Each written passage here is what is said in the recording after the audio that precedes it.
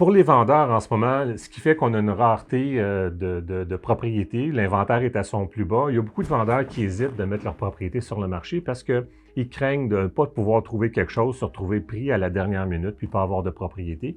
Puis c'est une crainte qui est très légitime.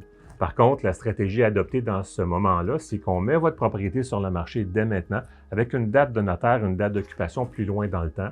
Ça vous donne le temps de retrouver une autre propriété et sans vous retrouver à la rue.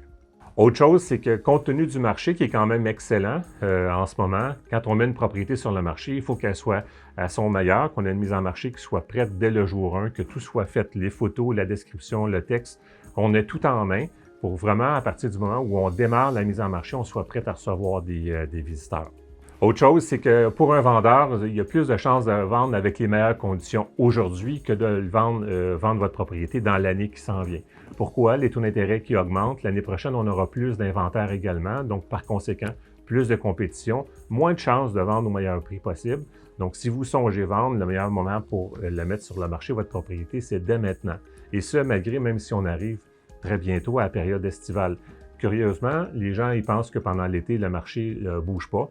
Par contre, si on fait les statistiques de ce qui se vend, généralement, on prend les ventes du mois de juillet et du mois d'août. Si on les combine ensemble, ça nous fait autant de ventes que le plus gros mois de l'année, qui est habituellement le mois de mars.